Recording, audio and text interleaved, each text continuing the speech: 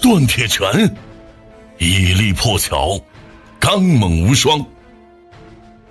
黄阶断铁拳，什么时候有这种恐怖的威势了？灭妖司砍不断劈不穿的毒网，就这样被一拳打碎。我可是看着大师姐手把手教苏师弟练武，他这才几个月就练成这样了。重盾结阵，上！20名后天境武者齐力，加上100斤重的铁盾冲撞，哪怕是宗师也要避其锋芒。他就算再逆天，也挡不住吧。透骨，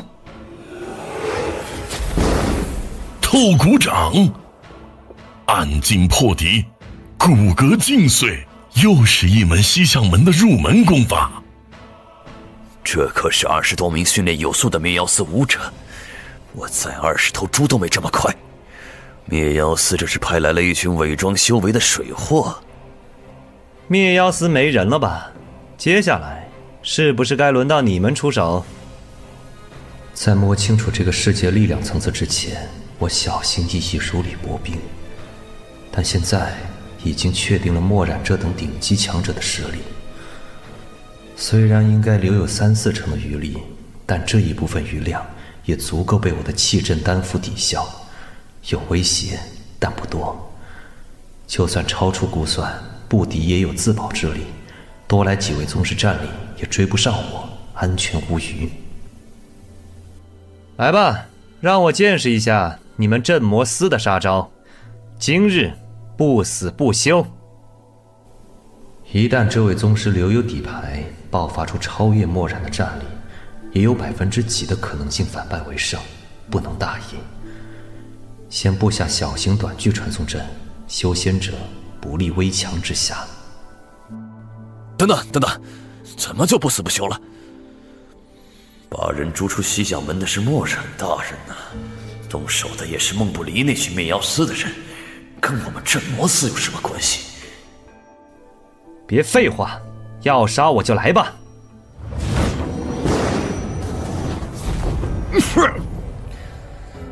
我的武道真血的精意是钢化，甚至比普通钢铁更加坚固10几倍，一经催动，血体如泥的同时，可灭一宗师权杖。但如今竟然裂了！保护古镇守！你不是在演我吧？我虽然还保留了4成灵力，也没动用仙道术法，所以这人好像没底牌。我演你，拿什么演？你们的阵势呢？该摆出来了吧？灭妖司有军阵之法，你们镇魔司也一定有，别藏了。阁下若是再咄咄逼人，我们镇魔司也是有高人坐镇的。墨染大人可就在左近。我们哪儿来的人啊？也就灭妖司这些受到众多限制，又缺乏高深武学传承的杂兵，才修习军阵之法。苏姐，古镇守毕竟是我们西向门宗师，大家也没什么深仇大恨，若是再追究下去，必定牵扯极广。杀了小的，惹来老的，此外还有亲友同门，环环相扣，无穷无尽。最好的办法就是斩草除根，但墨染都是西向3宗，宗门里面也不知道有没有藏着更高层次的强者，连根拔起不太现实。那么这位孟道友呢？孟道，孟统领出身草莽，能走到今日也实属不易。大宋灭妖司有9大军首，再往下则是39统领，孟不离就是这39人之一。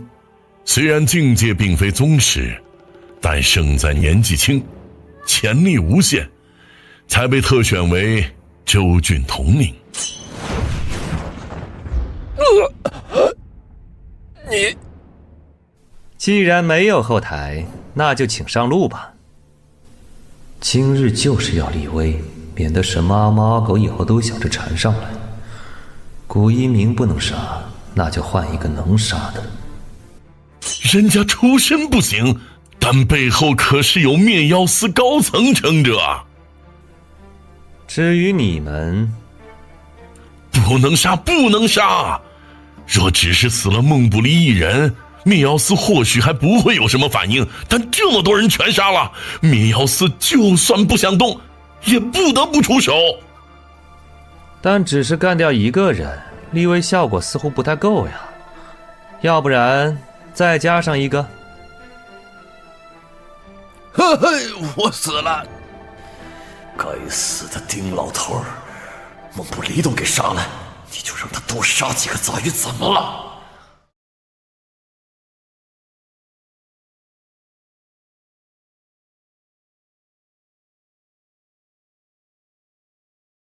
算了，今日就给丁长老以及陆师姐一个面子。没有丁池开口，我进不了西向门，更拿不到养生功。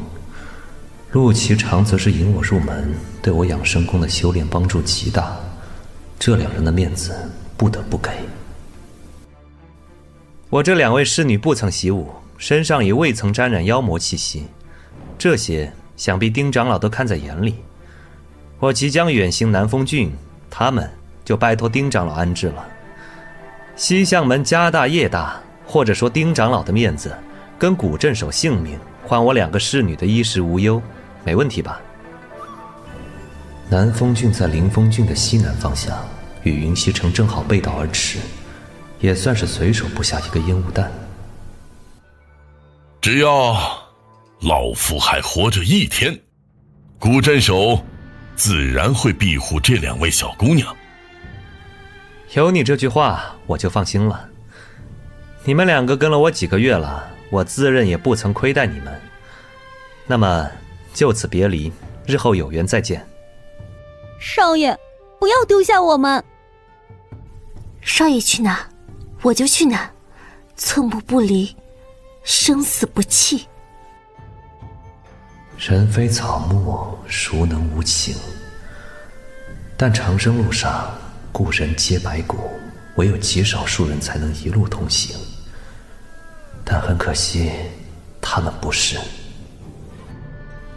我就是去办点事，事情做完，自然会去找你们。长宁市县，丁长老后续要去哪儿？长宁遭受魔灾，虽非人祸，但老夫也有罪责，必须先往西向总门述职，之后也大概在宋州总门停留一段时日。那就等日后再往汝域拜访长老与师姐了。古镇守应该也会帮忙照拂我两个侍女吧？大家都是西向门人，我自会尽力护得两位姑娘周全。那就多谢了，诸位，日后再见。丁长老，你长宁城教出来这等高手，真是厉害。都是门中武学精要，突然冒出来一个妖孽，这谁能搞得明白啊？此事无论如何也必须要有个交代，查，无论逃到哪里，也要把人查出来。大宋元武17年，临风州郡长宁城爆发魔灾，全城失陷，生者寥寥。镇魔灭妖两司携手镇压，将长宁列为封魔禁地。灭妖司统领孟不离战死。长宁之灾逐渐落幕，但所有人都知道，死了一位统领的灭妖司绝不会善罢甘休。在长宁城一战之后，关于西向门苏景的名字就在短短半个月内传遍整个大宋，许多宗门都将他列入高危名单，严禁门下弟子与之接触。这个世界的地图实在有些离谱，绕了大半个月才到这里，玉溪城。杨家祖上就是从玉溪闯出去，到了杨丽宇的父亲这一代，才在长宁立足，开馆招徒。没想到招了孽徒，以至于杨父被弑师身死。未雨绸缪被送回玉溪老宅的杨丽宇兄妹，则是躲在玉溪城中，借着父辈的人脉关系，拜入当地的天差武馆。苦修10余年，突破先天，才返回长宁为父报仇。所以按理来说，这天差武馆应该也照应着杨家才对，怎么会这么破败？我杨家的债务早在去年就已经结清了，根本没有外债。你们现在找上来是想干什么？这上面白纸黑字80年前的字据，你爷爷杨岳的签名画押，难道你还想赖账不成？笑话，80年前的字据，你怎么不说120年呢？嘿，你怎么知道我还有一张120年的借据？字条崭新如初，别说是80年前，80天前都不是这副模样。哪怕告到官府衙门，我也不怕。别以为我们杨家人死绝了，我杨万荣还活着呢。别东扯西扯的，字据是真的，我们已经找壮士鉴定过，你不认也没用。另外字据上欠的是400两，你们家这破宅子满打满算300两，我们老大说了，今天算是做慈善，拿你家的破宅子来抵债，这钱就一笔勾销。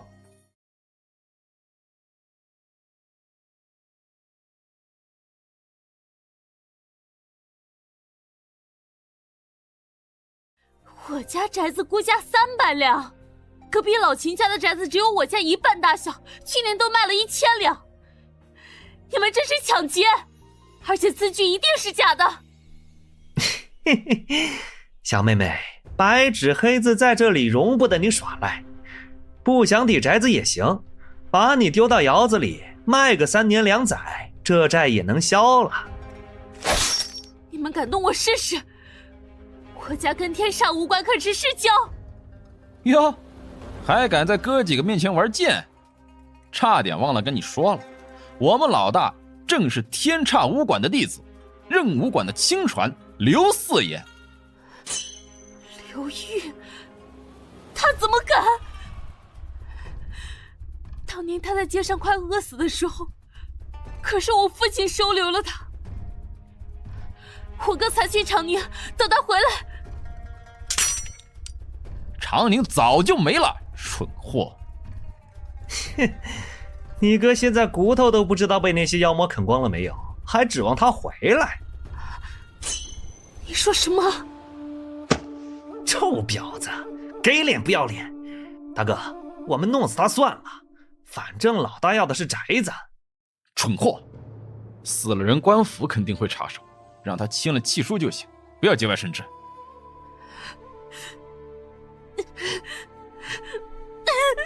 你们，我一定不会放过你们。你就是杨丽宇的妹妹？什么人？这小妞还有帮手，把她废了！我先把这份契书搞定。把你家弄脏了，不介意吧？晚上街口的梅姨会来打扫。那就好。你就是杨丽宇的妹妹？我哥，你认识我哥？他怎么了？对，我认识。之前在长宁城认识，之后他……事情大致就是这样。如果不出意外，他应该回不来了。不可能！我哥答应我，一定会回来的，他不可能丢下我一个人。节哀。根据之前打听到的消息，杨丽宇自幼醉心练功，杨婉容则是负责打理家中剩余的产业，赚来的钱全都拿去购置药材，供养杨丽宇突破先天，返回长宁为父报仇。如今杨家大仇得报，但留下的也只剩他一人。我是苏璇，从长宁脱身的时候，杨丽宇委托我来照顾你一下，现在看来有些麻烦。这些人从前天起就编着法来纠缠我，我本以为是重重流氓地痞，没想到是刘玉。刘玉10几年前流落街头，是我父亲带他回家，给他吃住，后面还送去天杀5款，没想到竟然是养了一头白眼狼。但他为什么忘恩负义，恩将仇报？一定是了，他要的是那门地级武学玉龙剑法，他一定是盯上了我们杨家的玉龙剑法。我还以为是龙象五转，剑法那就无所谓了。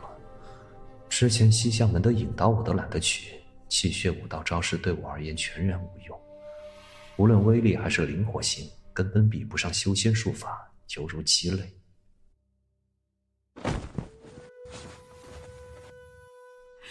小女子愿献上玉龙剑法及杨家所有武学珍藏，还请苏先生救我杨家。你想要什么？我杨家自前朝传承至今，以武传家100余年，家兄失陷魔灾，家传不能断在我手上，还请苏先生教我练武。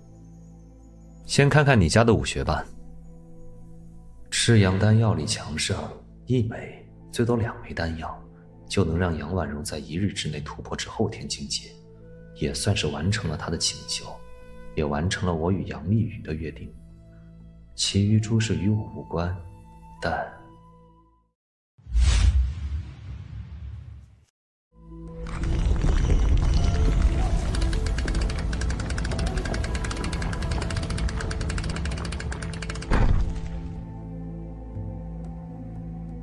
这些就是我家祖传所学。你就不怕我夺了武学就走？我别无选择，父兄皆亡，无依无靠，唯有一搏。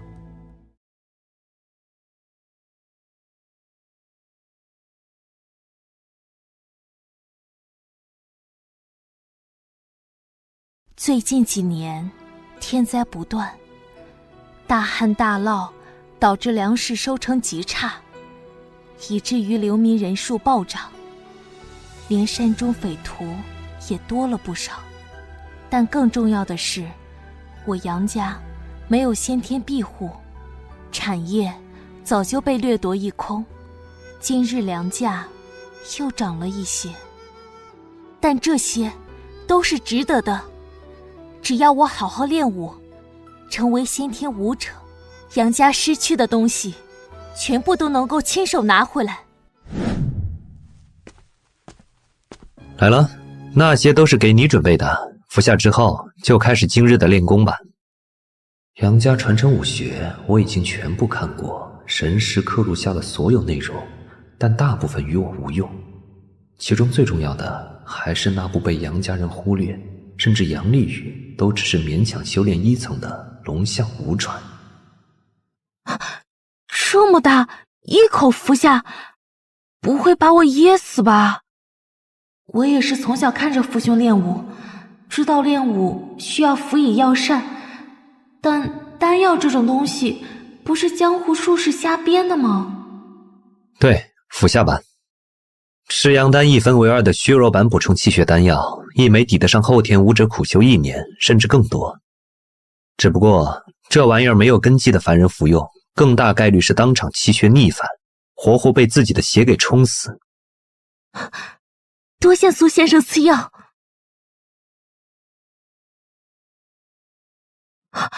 我身上的气血动起来了，而且这是玉龙剑法的气血运转路线。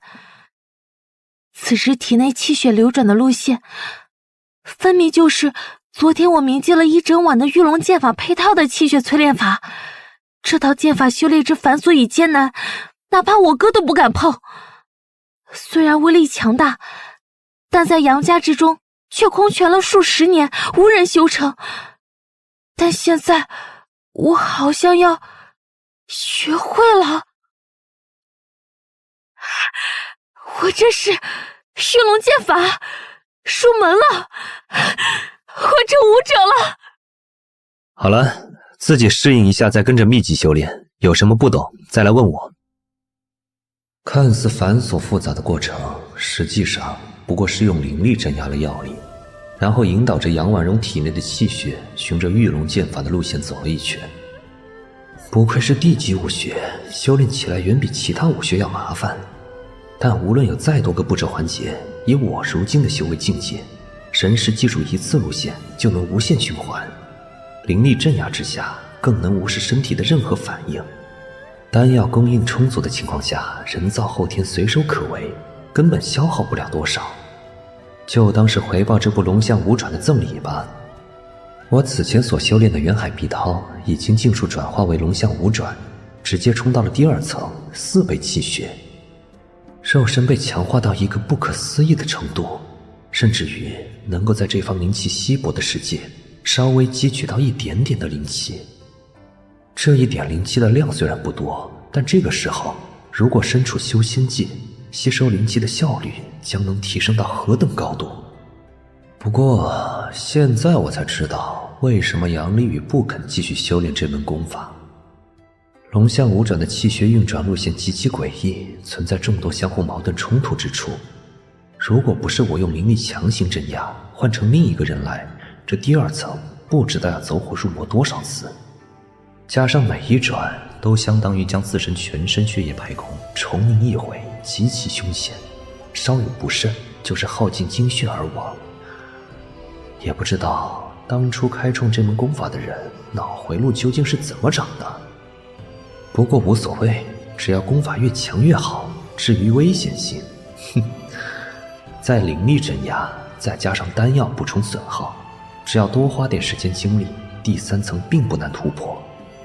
无论这门功法多难，都必须修满了再说。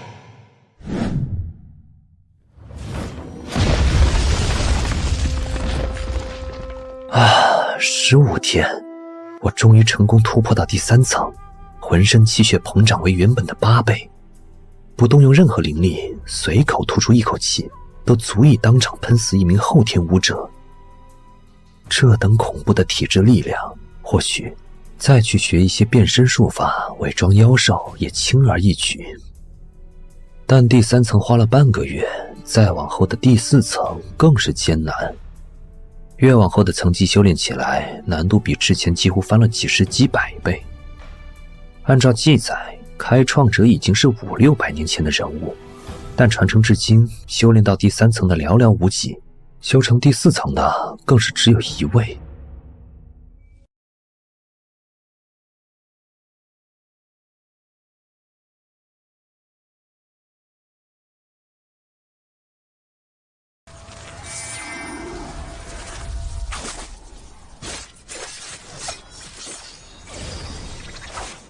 修炼的难度之大，哪怕我用神识、灵力等非常规手段辅助，按照目前的估算，恐怕几年内都不太可能修成。本来还想着一口气修完5层圆满，从此仙道坦途，再无阻碍。看来路还是要一步一步慢慢来。杨婉容的天赋资质极差，但意志坚定，哪怕丢到修仙界去，也有可能踏上仙途，成为仙道修士。也不枉我看护了这么多天。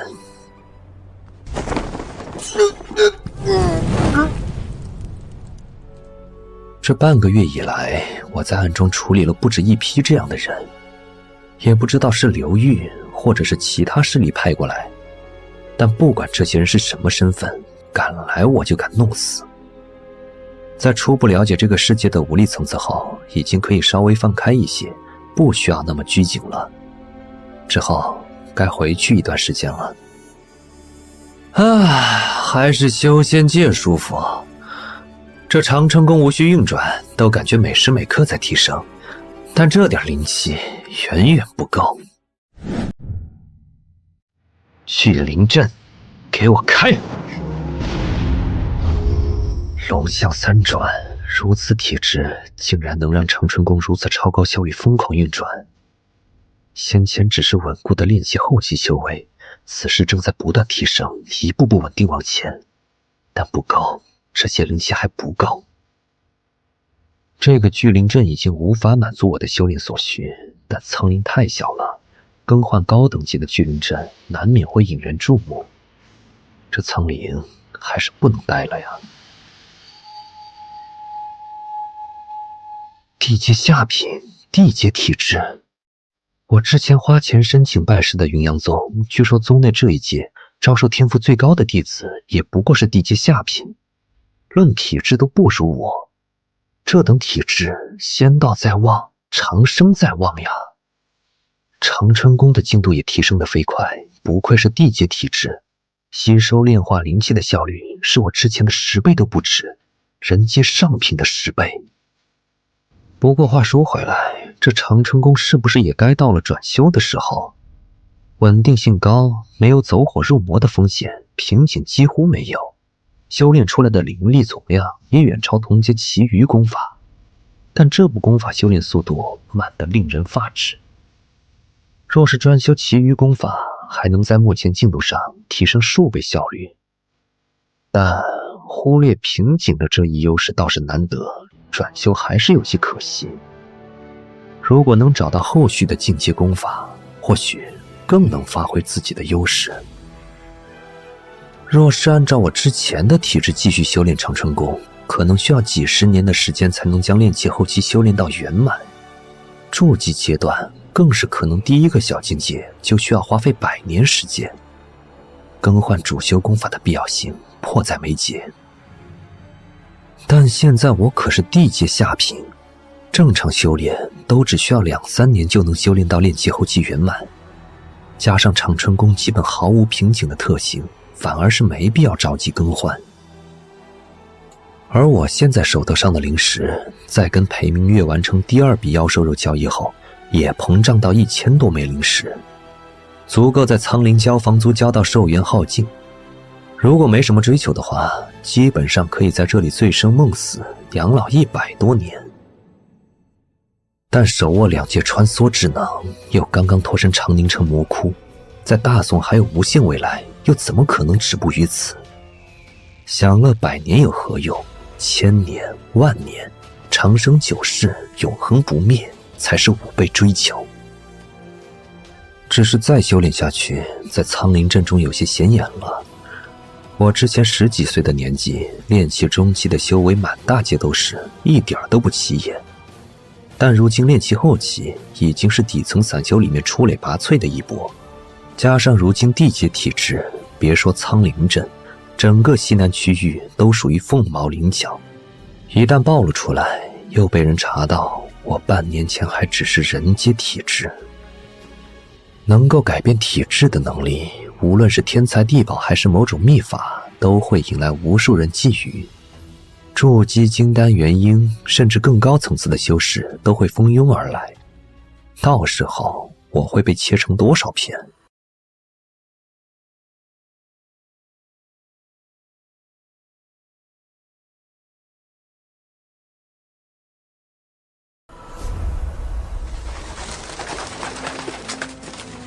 世上没有不透风的墙，修仙界更没有永恒的秘密，必须离开，换一个更繁华的区域。苍灵镇背后是莲火宗、云阳宗等几个宗派协力维持。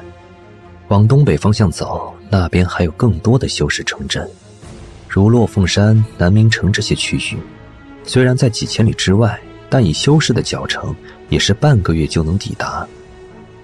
每天跨越荒野，来往四方的修士商队数不胜数，其中大部分都是筑基坐镇，当然也有金丹大修亲自押送的，只不过那些基本上不留名额给外人。此外，还要排除那些名声太差的，中途会坐地起价的，附加收费的。剩下的部分能够选择的余地并不多。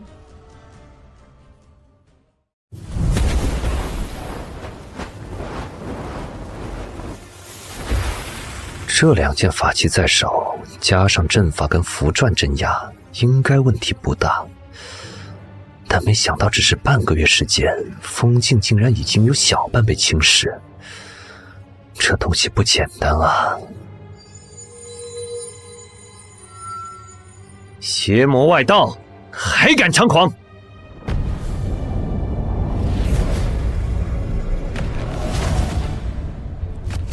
这东西镇压这么长时间，竟然还能反抗，果然非凡，也证明着里面藏的东西非同凡响。乖乖别动，就让我看看这里面究竟是什么东西。宝器诀，开！宝器诀可针对筑基期以内的法器探知各类器物信息。虽然高层级的法器都设计有众多保密反制措施，但这东西并非修士所造。原来这就是魔在的本体，八蛇后裔。这个世界曾有八蛇记载，可活吞化神修士。如此可怕的生物，肆虐大宗世界也属正常，但这东西究竟怎么来的？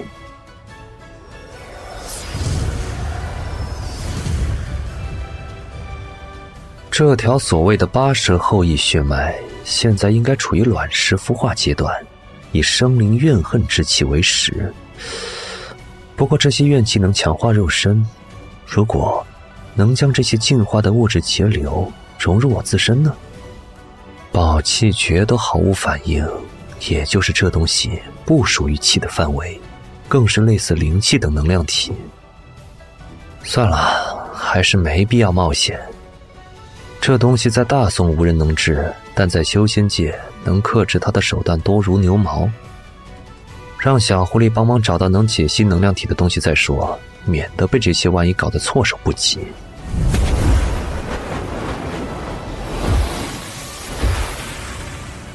还是我亲自走一趟，鸡蛋不能放在一个篮子里。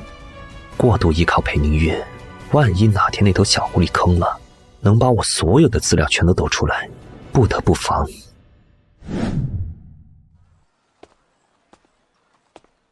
内街，这里是属于苍灵镇的高端消费区域，也是几大宗门看护最为严密的地方，甚至在这里都设立了莲火宗、云阳宗、巨阙门这些宗门的办事处，负责招徒、执法等事务。跟外界那些打着宗门旗号坑蒙拐骗的老骗子不一样，在这里的宗门修士都是货真价实，且态度一个比一个冷淡高傲。不过冷就对了，高高在上的宗门修士什么时候看得起底层散修？越是热情越有坑。当然也有一些专精此道的职业骗子会利用这一点反其道而行，扮演起来像模像样，许多老手都会被坑骗。不过万重楼找了半天也没有合适的东西检测能量体并且净化吸收，后者还好说，前者根本没有市场需求，只能来这里碰碰运气。这些宗门办事处不仅处理各种事务，也会售卖各自宗门的产品，虽然拿出来的东西都是残次品。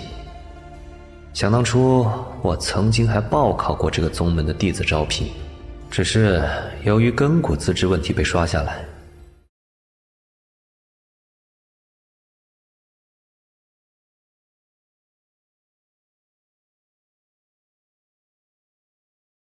想当初我曾经还报考过这个宗门的弟子招聘，只是由于根骨资质问题被刷下来。有事儿？炼气后期，但气息薄弱，寿元无几。炼气后期？有趣。散修还是长春宫？不错。侥幸而已。说吧，来这里是有什么事儿？你这修为，想要拜入我宗，也不是不可以。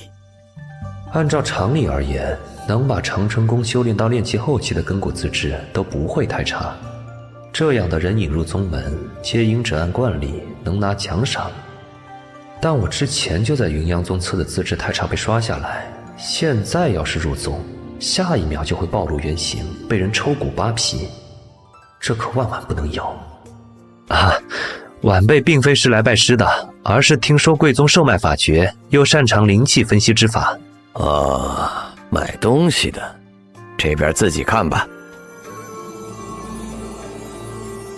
这里从丹药、法诀、符篆、法器应有尽有，还附带简略的介绍。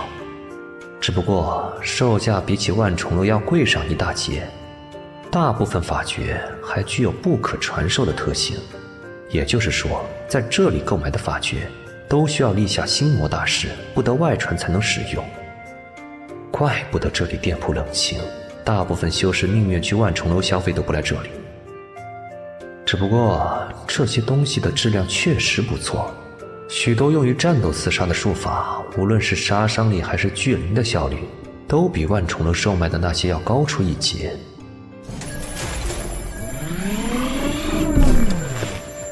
你竟然要这个？是的，有劳前辈。光临法仪，可解析灵气浓度，解析邪气污染程度。注入灵气即可多次使用，附带一定程度的净化功能，售价300灵石。这玩意儿好是好，就是贵得有点逆天了。道友若是有兴趣，老朽这里还有另一部售卖目录。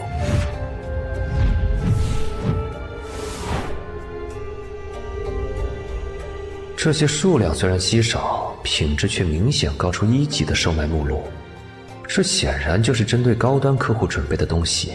果然花了钱就是不一样。竟然还有可以无损转修功法的辅助秘法，用来转修我的长春功正好合适。只不过这东西售价惊人，还必须是炼气圆满才能使用。可惜长春功我是准备一口气修炼到筑基期再说，若是换成另一部强大的功法，都不知道我要在炼气圆满阶段卡多少年。木系攻击法诀千机木，可用灵气催生一棵树木，化作临时强化出具备宿主1半实力的强大树刃。如果挑选的树木品质足够高，提升的幅度还能再强一些，只需100灵石。这玩意儿不只是能控制一头树人，数量多寡以自身的神识强度为准。以我目前的神识，操控2、3头树人不成问题，可极大增强自保能力。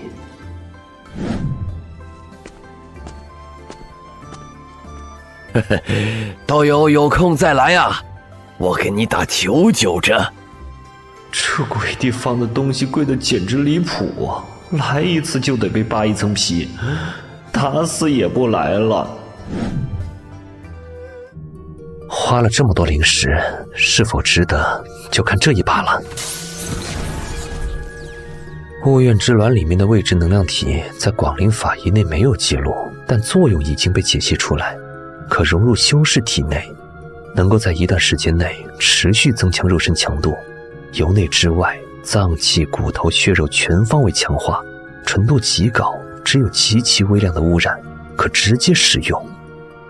这不就是上古修士肉身成圣的道路？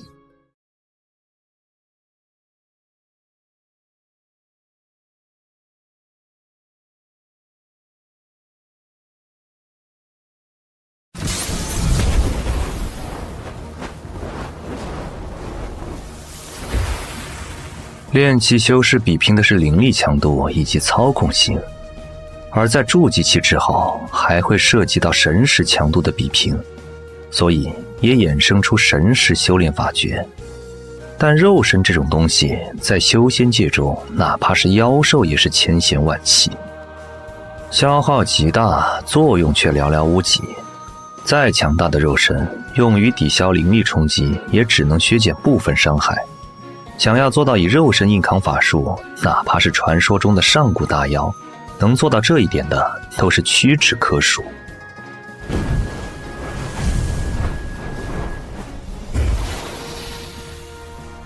服用妖兽肉虽然可以增强肉身强度，但用的越多，增幅的效果越弱，所以整个修仙界的主流仍旧是灵力法术。大宋的气血武道，肉身只是躯壳，核心在于气血，一切的精华都聚集在气血之上，以生灵血气开辟武道。哪怕修炼到宗师层面，肉身强度比起先天仍旧是强的有限，只要抵挡不住对手的杀招，哪怕再强韧的肉体，该死还是要死。所以这东西在广陵法医的判断中给出的结果是鸡肋。肉身之道前途无量，但如果是白嫖，哪怕稍微只能强化一点点，又有什么理由放弃？肉身强大，哪怕只能削减一些灵力的冲击，那也是实打实的作用。更何况雾怨之卵在手，日后我能强化的幅度可不是眼下的这么一点。如果能找到更多的雾怨之卵，布置怨气养殖场地，或许……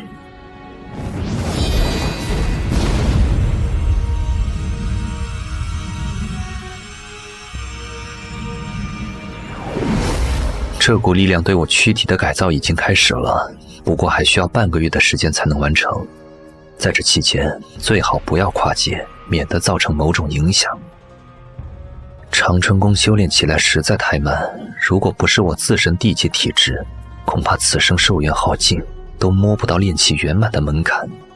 只可惜这座聚灵阵品级限制，再加上苍灵阵人多眼杂，只能等待以后换个地方，再体验完全状态的天才修炼速度。半个月后，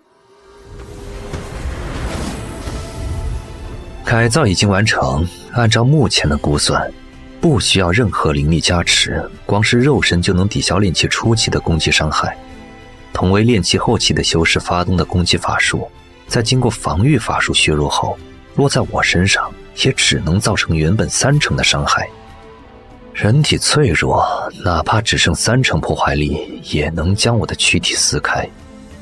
但至少不像之前会当场暴毙，还能留下性命。残存的身躯能够在治疗法术的作用下迅速恢复，并且这还只是第一次摄取雾怨之卵的力量。那么下一次同等力量的强化，第3次、第4次又能强化到何等程度？上古年间肉身成圣，这条路或许还能试着兼修一些。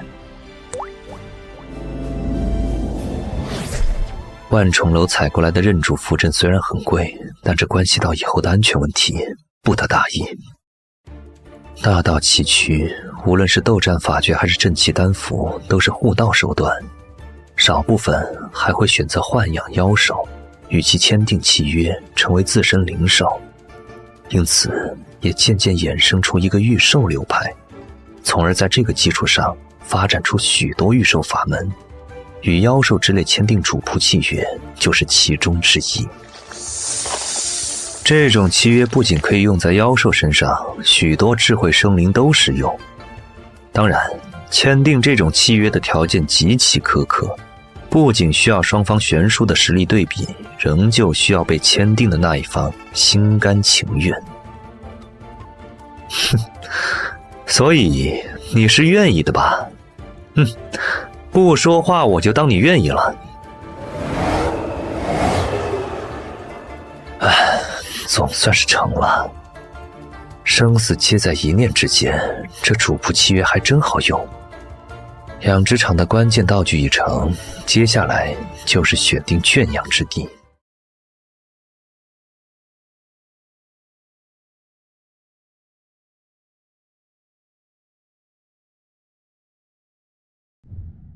大宋云溪城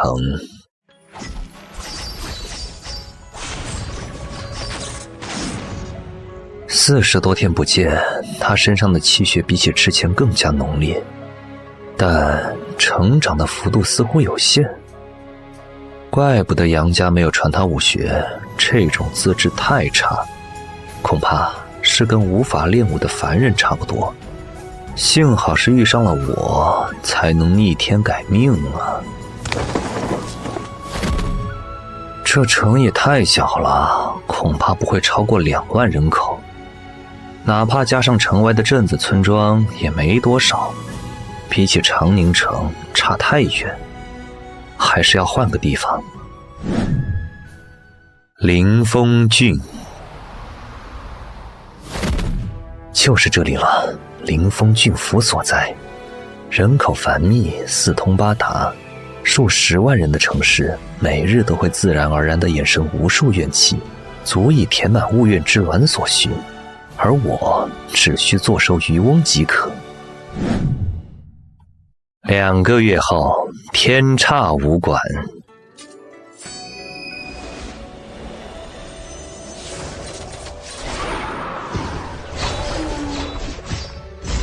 抬走，下一个。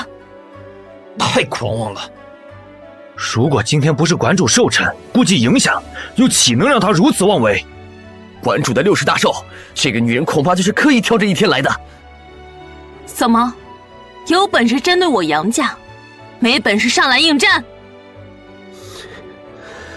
杨婉容，你找死！哼，想杀我，你就上来！你这个疯女人！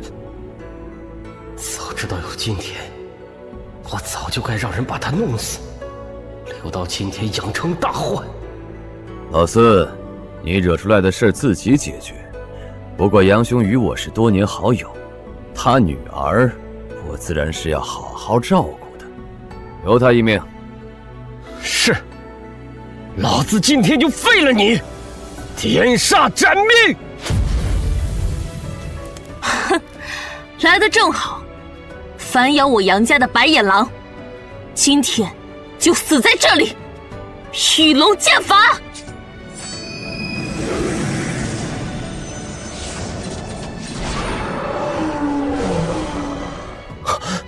什么鬼东西？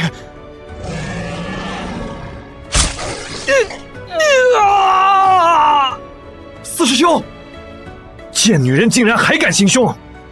御龙剑法，原来如此。老夫原本不想出手，但杨织女你太过分了。今日老夫就替杨兄好好教训你。哼，我父亲泉下有知，定会化作厉鬼来找你。螳臂挡车，看在杨兄的面子上，我今天饶你一命，只废。哼，你想废了谁？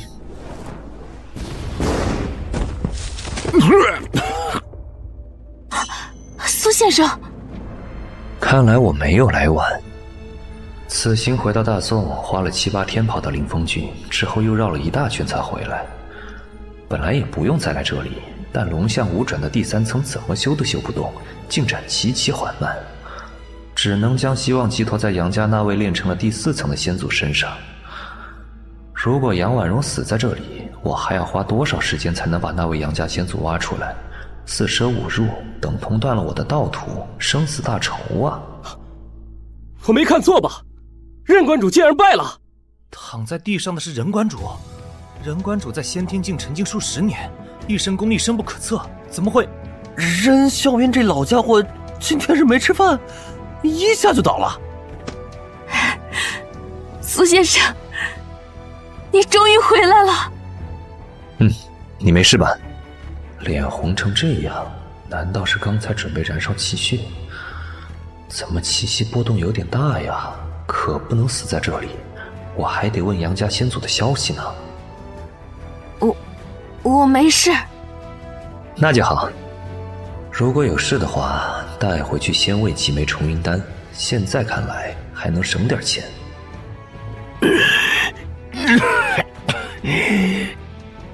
该死的东西，竟敢出手偷袭！这人你是想杀了，还是怎么说？自己动手，还是让我来，都可以。我来杀他。啊！什么时候天煞武馆名声显赫的任馆主变成了待宰的猪羊，在别人口中一言即可定生死？这人究竟是谁？能够一脚把任孝渊踩在地上，绝非无名之辈。云溪城也没见过这等高手啊！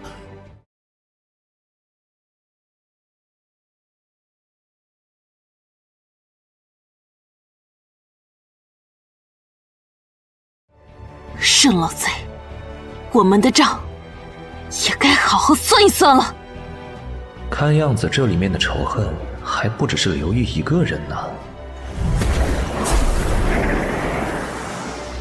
鬼鬼祟祟只会暗算的卑鄙小人，给我死！啊！我的手！非得死在我手上你才高兴？你没事往一个炼气后期修士身上拍，真当我护体灵力不会反击？气血已经被我封死，现在你可以处置它了。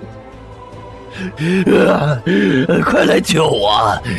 你们这些废物怎么还不过来？快疼死我了！你们也想上来切磋吗？沈老贼，当年我父亲死在长宁城，应该也是你在背后推动吧？什么长宁城？我不知道。贱女人！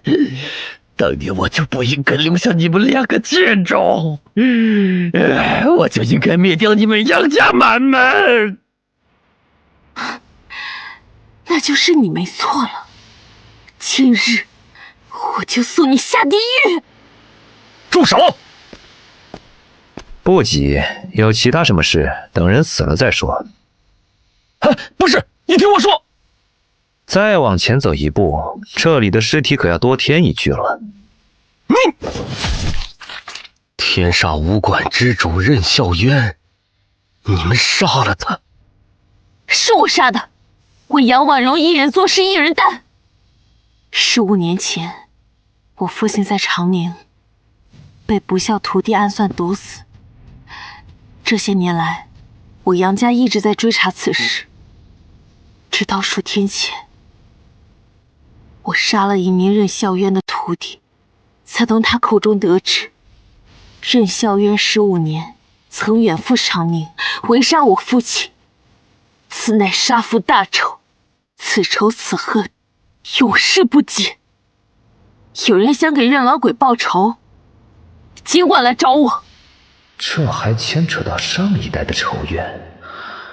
果然结仇就是要斩草除根，永绝后患。这种事情那些反派怎么就不明白呢？任孝渊作恶多端，死有余辜，但他终究出身大禅寺，你杀了他，大禅寺不会善罢甘休的。任老鬼竟然是大禅寺的人，怪不得惹上了大禅寺，这件事情后续恐怕很麻烦。杨家要遭殃了。大禅寺，鄙人王家，王玉宁。大禅寺与七玄观、西向门并立3大门派，寺内先天如云，宗师林立。任孝渊虽然只是大禅寺俗家弟子，但也是大禅寺安置在临风郡的行走。他如今死在这里，大禅寺一定会来问罪寻仇。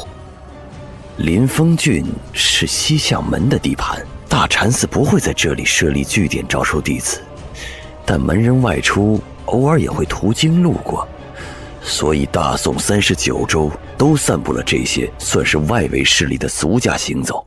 天下各宗派都约定俗成，不得对这些落脚点出手。任孝渊这些人也算是得到了一张护身金牌，不是生死大仇，没人会找他麻烦。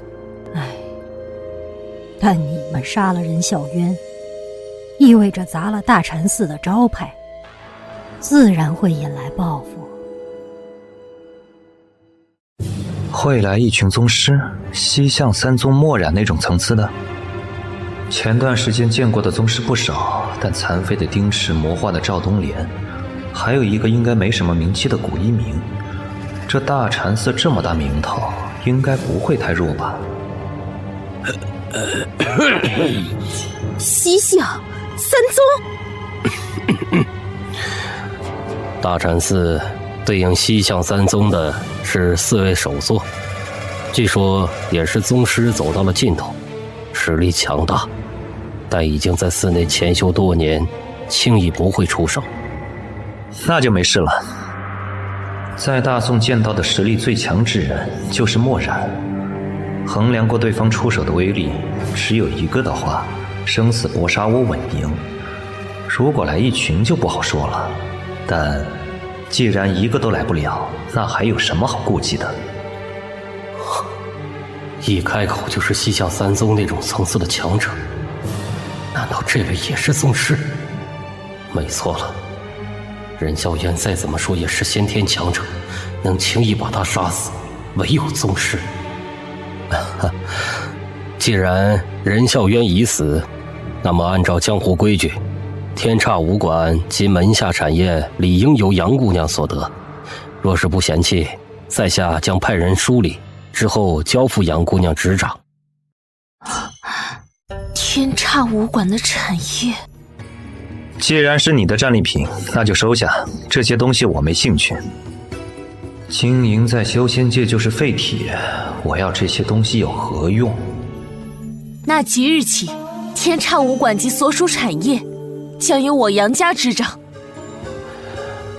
还好，接了天刹武馆，就是接下了大禅寺的寻仇报复，但那又如何？